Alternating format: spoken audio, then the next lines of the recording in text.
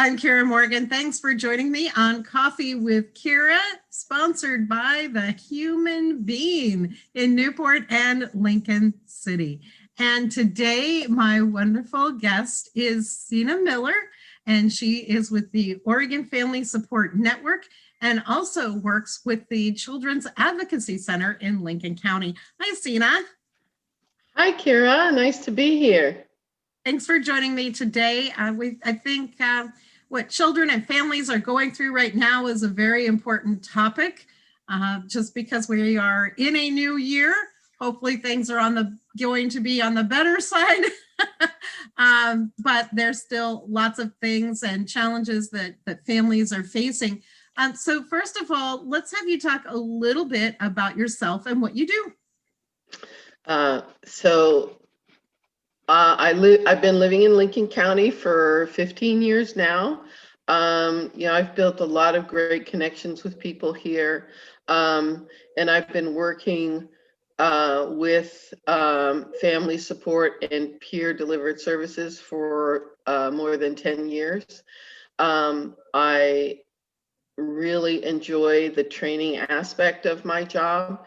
So doing classes for parents and in support of parents with children who have challenges, and it could be behavior challenges as a result of some sort of trauma, or it could be as a result of some sort of developmental disability like ADD or ADHD and autism. So there are many challenges that children face, and even more now. And so sometimes that creates some behaviors. So I feel that my role is about supporting families in finding ways to work with their children to solve problems collaboratively with their children, to improve their outcomes, their success, and their behaviors. And you do that through offering some parental classes, but you also work a lot with teachers as well, right? Well, I do. I offer the classes to parents, which means anyone can come to the class who is a parent. So, if there's teacher or somebody who works in the system for DHS, or yes, I can support teachers in the sense that if they are parents, they can join my class as well. Any parent can, for any reason.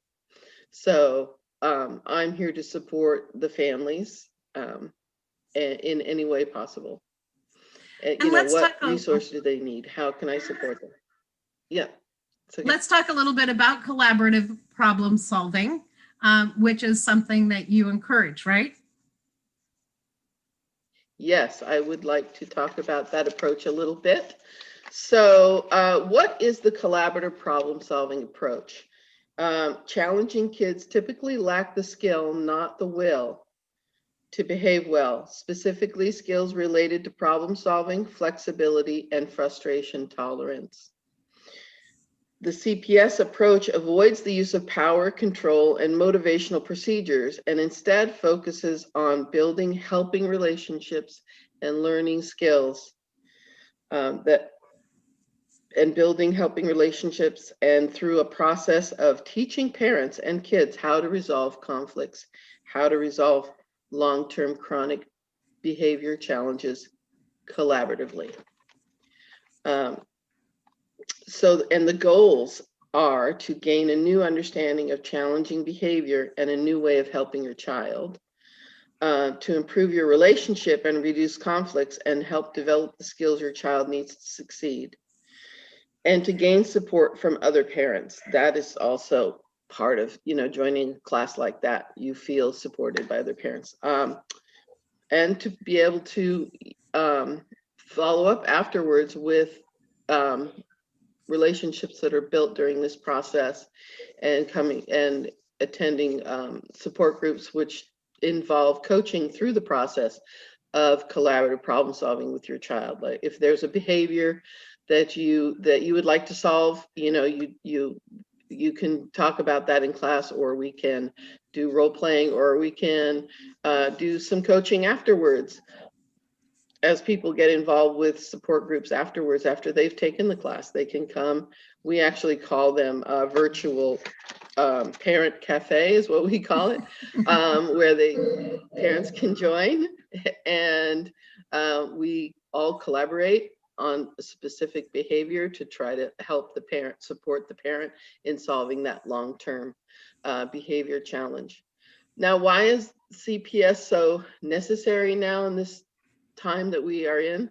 One of the reasons is because of what happens, and we talk a lot about the trauma brain in children. And, you know, also that trauma doesn't necessarily mean the same thing to everybody. A trauma brain can happen as a child interprets their life situation. Maybe they've moved, maybe their parents are divorcing, maybe, you know, whatever's going on can cause a child's brain to experience trauma and go into fight or flight.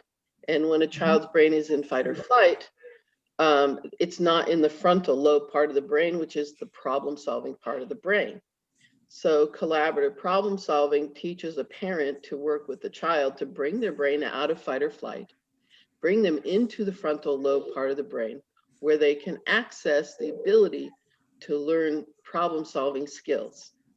And so that is the basis for collaborative problem solving, is working with kids whose brains have been in fight or flight. And you know, most people at some point or another have experienced trauma. So it's really actually great news for everyone that we can actually help the brain and change the brain and create So this better. is something that that you can change. That if a child has issues, it's not something they will, like luggage, have with them the whole rest of their life. It's something that they can get better at and learn skills on how to control things. Absolutely. The brain is very plastic, and especially in children, but for everyone, we can change our own brain with developing these types of skills.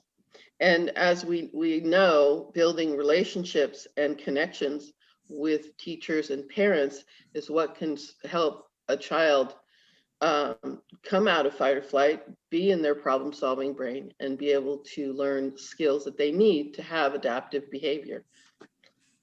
So do you work with parents, you mentioned that have like ADD, hyperactivity disorder, those types of things make, for instance, sitting in school or sitting now in front of a computer to do school. Do you work with parents on how to help kids manage those behaviors as well? Yes, that's coming up a lot now because of the changes in our educational system and kids doing school online, or maybe they're doing the other program, the Edmentum program. So there's pros and cons to all of those, but the school district is doing what they can to reach out to kids who are struggling. And, you know, they have different things happening with that in support of families, reaching out to them. They have a success team. They have definitely things in place to support families. What I'm hearing is that kids spend a lot of time, a lot more time than they would have in school sitting.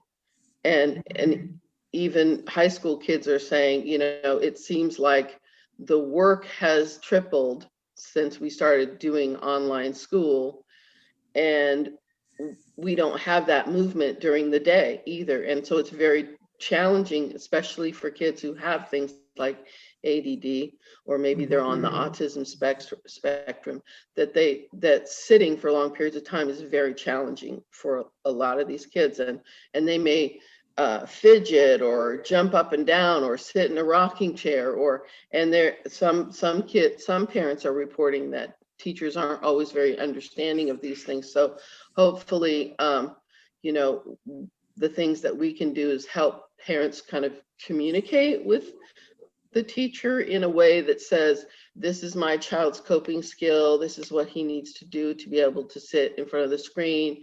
Or sometimes he just needs to turn it off for a little while to help him, you know, refocus it. So, you know, what's a plan for this family? Yeah. And a lot of kids have, perhaps fallen through the cracks a little bit with, losing so much time last year even. I mean, school shut down in March. And Mhm. so there were, especially I think, younger kids and maybe some of the kids entering into high school. A kindergartner, for example, missed half a year of kindergarten, may be struggling, to do some catch up there, and may miss benchmarks. Um, Do you so know if all the that, school is tracking those things? Or I think the school is challenging? doing the best they can with the situation. The school district is making attempts. They're trying to make themselves available for questions for families to, Walport High School does a fireside chat with the principal. They have teams of support, teachers and school psychologist, and all working together to connect. I don't think that um, it's the same as if a child wasn't attending school, that might be a truancy problem. But I think if a child is logging on in the morning and then not able to stay with it for whatever reason, I think um, that the school district is doing the best they can to help the child and the family stay connected. And it's very challenging for a lot of families because maybe both parents work. Right. How are we going to be able to have our second grader sit in front of the screen when we're busy working ourselves? So, and how have them interact. So that is very challenging for a lot of parents.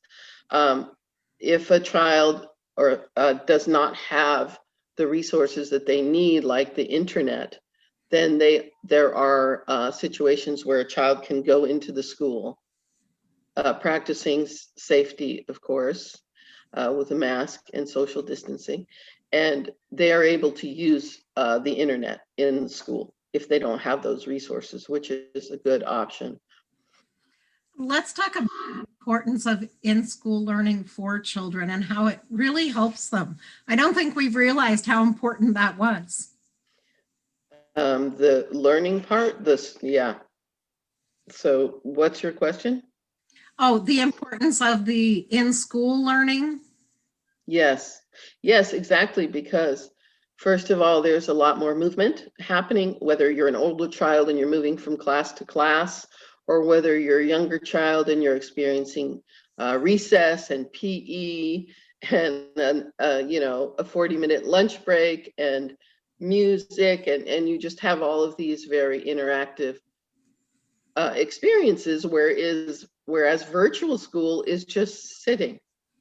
And they may get 10 minutes between classes, a 10-minute break here or 10, but it's really, what is the child, the free time to bring movement into the day is not structured for the child. So, how much movement will they actually do in their little break time?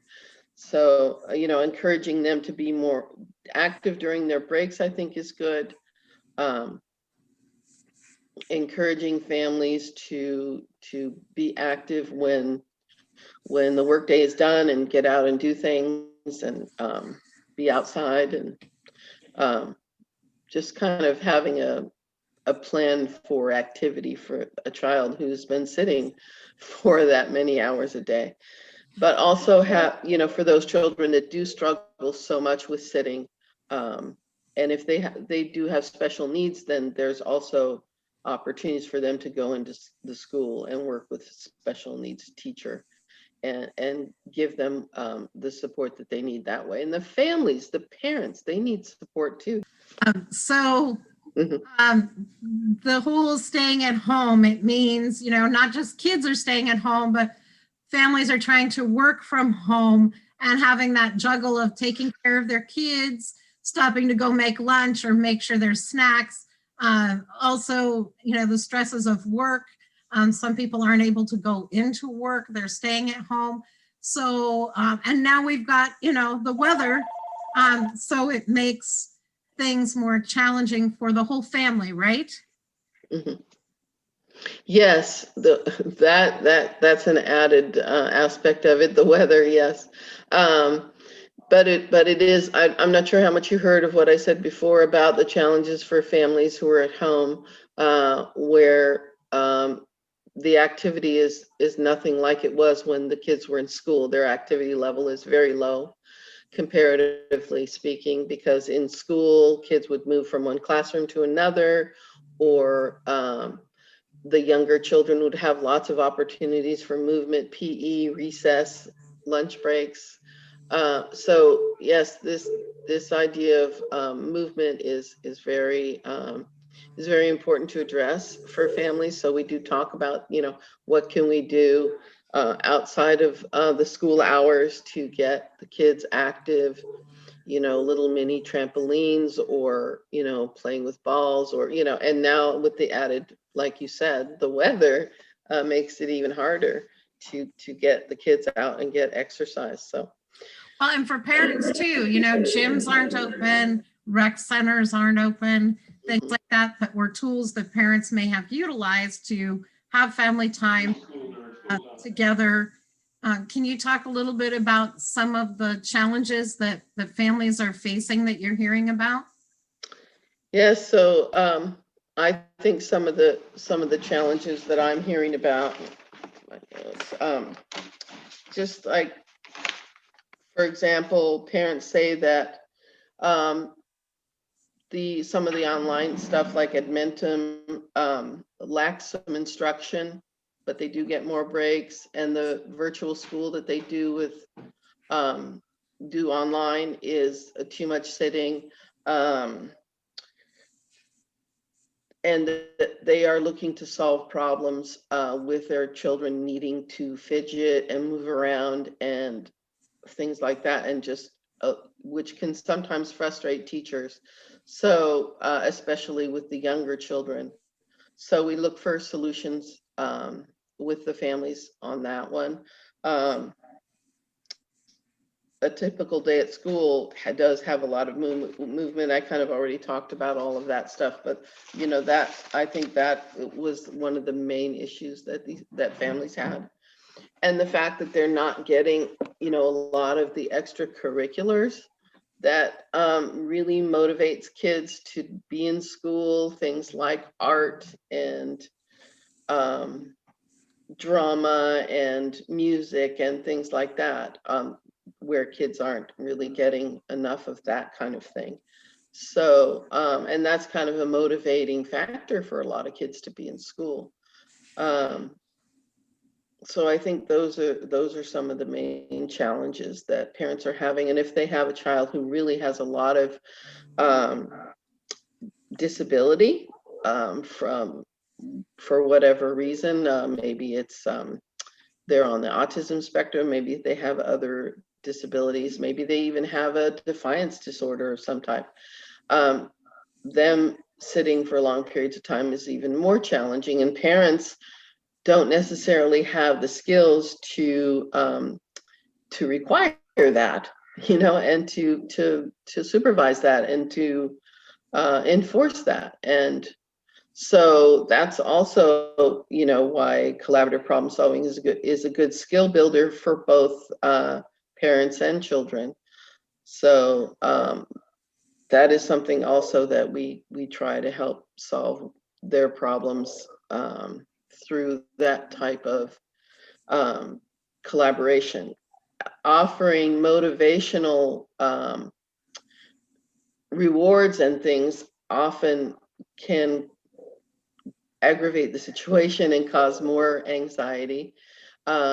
So working together and showing a lot of empathy to the child, I think that is a crucial part of what's happening with children. And I think that this whole experience has been very traumatic for the parents and the children, so that when they do eventually head back to school, the school is going to have their work cut out for them in terms of, and I really hope that they don't just jump right in and say, okay, we have to catch up academically. That's where we are right now. But to look more at the whole child and say, you've been through a lot.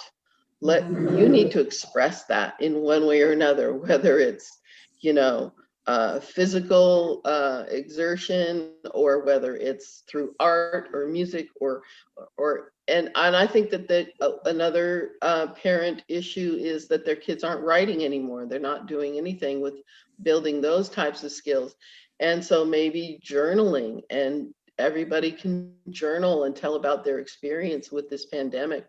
And I hope that the school district and parents really recognize that it's going to be more important to address the trauma that the families have experienced than the academic, milestones that may have been postponed a little bit. And maybe perhaps, and this is just me saying my personal opinion, is that maybe the paradigm for milestones at school is going to shift a little bit, since everything has shifted here.